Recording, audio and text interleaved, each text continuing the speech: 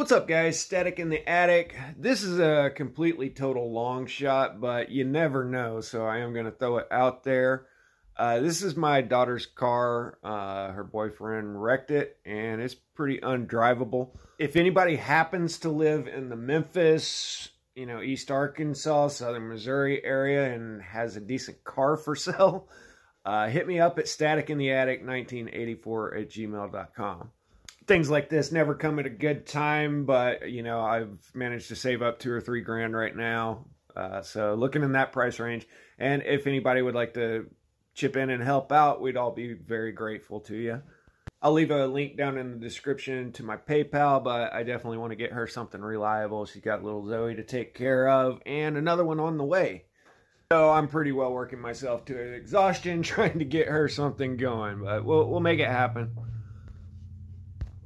Anyway, I got more strange, and just strange phenomena in this book. And this book is like 500 and something pages, so I really am just breaking it apart into pieces. But this literally has firsthand accounts of everything I've been talking about. The unbelievably massive earthquakes, the comets creating the electrical storms, and then falling into the little ice age. And when I get to that part, you're going to see exactly why we have ancient seaports like this that was obviously on the sea. It was a seaport of a city, and now it's 4 miles away from the ocean. Guys, the ancient world was absolutely destroyed. And I'm not talking about some magical event where mud just floated down from the sky gently and then everybody just dug everything out. These were massive comet-induced earthquakes and tsunamis destroyed. Some cities were literally moved to other spots.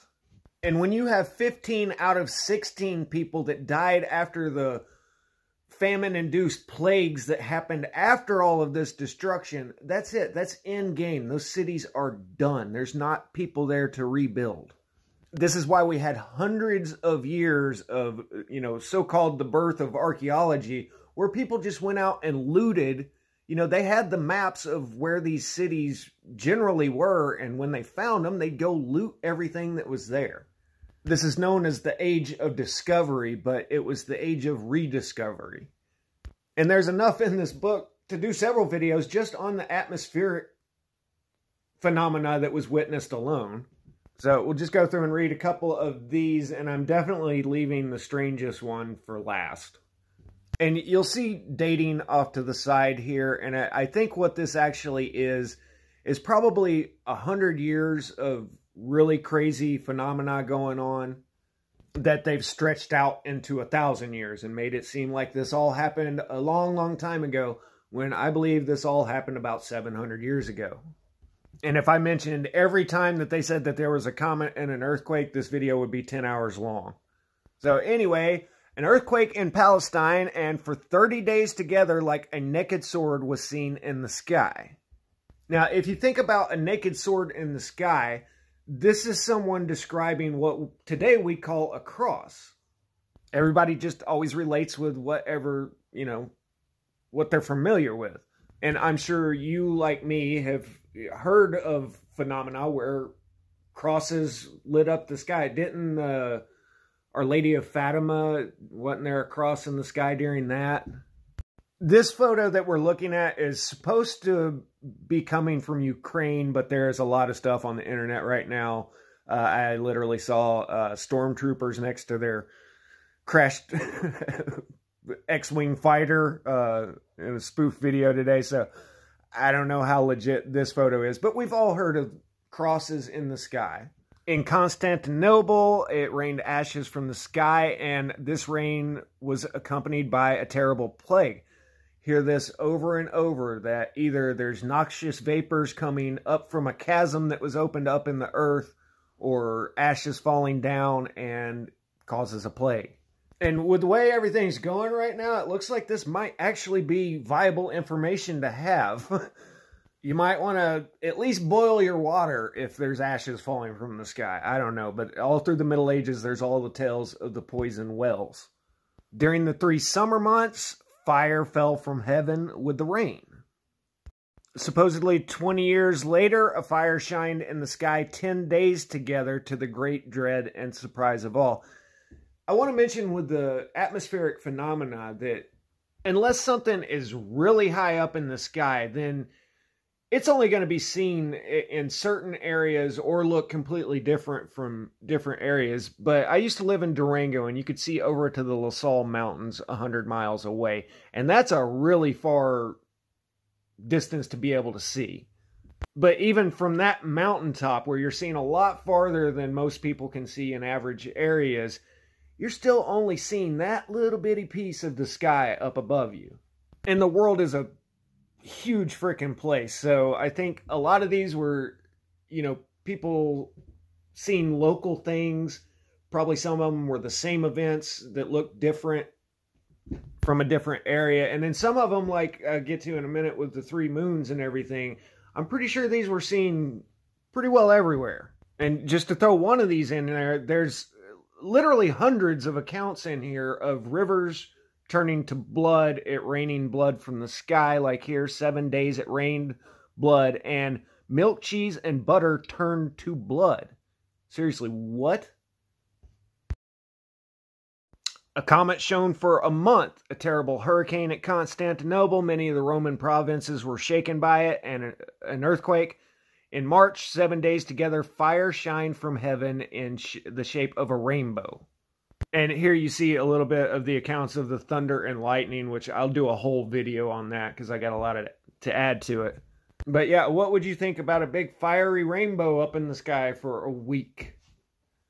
Or what would you think about an eclipse of the moon that lasted for 6 hours? See, they're talking about things here that, according to our official cosmology that we're given, is absolutely impossible. And it got really cold. During the frost, the Sea of the Bosphorus formed huge chunks of ice that 30 men could stand on, and these shelves of ice did great mischief to the walls of Constantinople. And then the March after that was a continual fall of stars. And more meteors. They say this was in 764, and 30 years later, terrible prodigies affrighted England. Frightful thunder and lightning, fiery dragons flying in the air, great blast or streamers soon after followed a severe famine. Another great lunar eclipse, another earthquake, Sicily, Crete, Constantinople, and Irene, the Empress of Constantinople, having mothered her son, Constantine, the sun was dark 17 days together. Now, I would have to look into the Empress Irene, but I'm pretty sure they are not alluding to the great Constantine that the city Constantinople was named after, because he lived back around 300 AD on the official dating. But I'm pretty sure they're talking about someone named after him because they're referring to the city named Constantinople. Which, by the way, is strange that, according to the official story, this was under Byzantine control and kept the name Constantinople all the way up until the 1400s. And as soon as it became the Ottoman Empire, then they renamed the city Istanbul. To me, it makes a lot of sense that it was named Constantinople. It got destroyed, and then the people that took over afterwards named it Istanbul.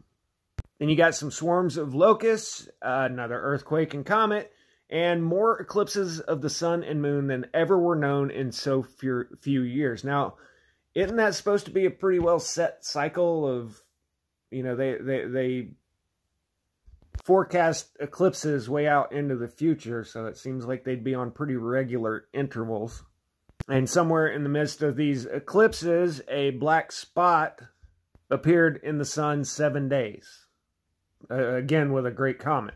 So this sounds like a sunspot that was big enough to just be seen with the naked eye.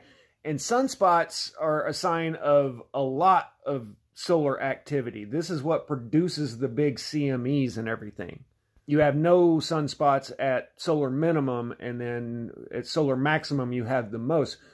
I would expect to be finding accounts of auroras and everything along with this, if not straight up lightning phenomena. And they do have accounts of all of these, just not in that time frame, which, again, I don't think they are anywhere close on the right time frame. But what do I know? I thought that it was impossible for a 15-foot long, 7-foot broad, and 2-foot thick board of ice to fall out of the air in Burgundy, but evidently it happened.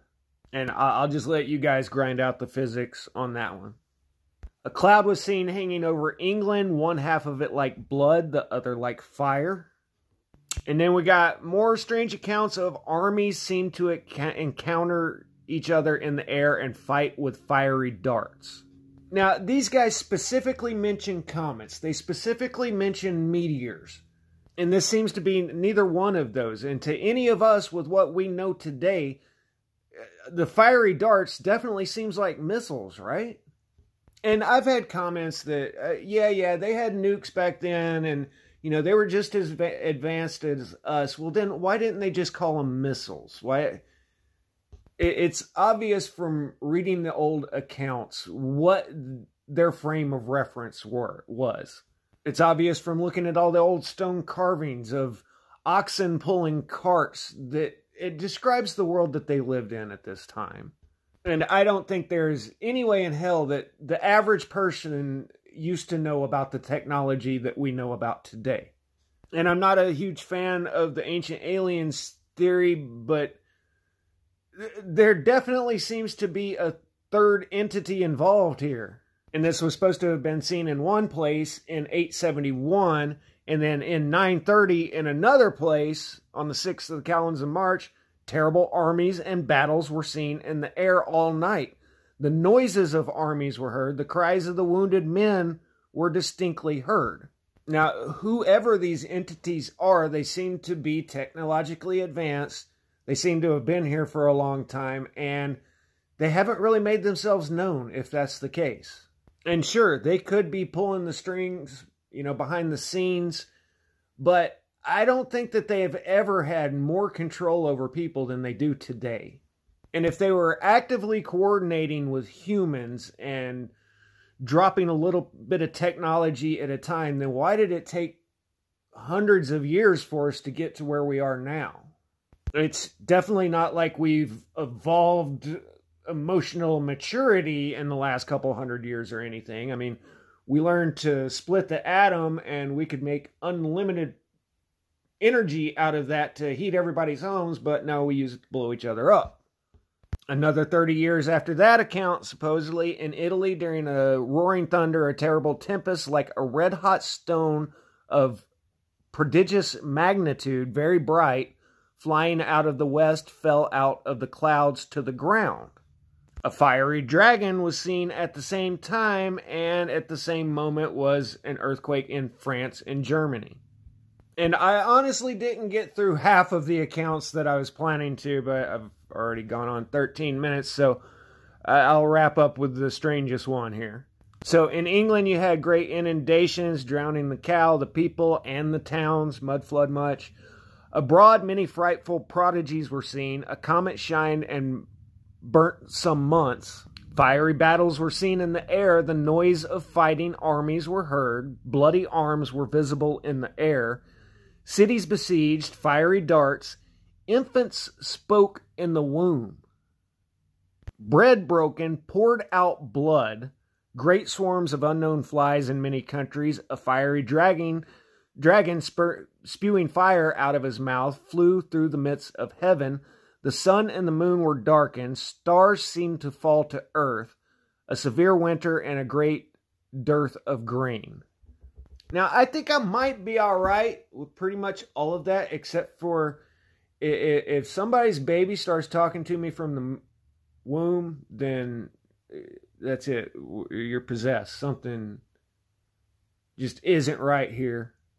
I don't know. I think I could handle the dragon and the sun and moon going dark and the stars falling from the sky better than that. I don't know.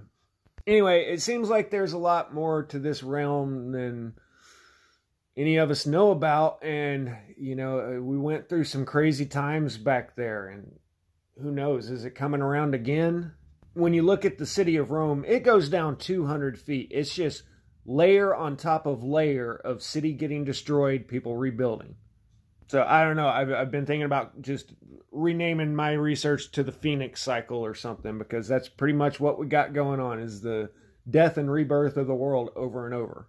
But I thought I'd do some more of the weird phenomena, and then, like I said, when I get the time, I'll get into the lightning storms, the earthquakes, and the real destruction of everything.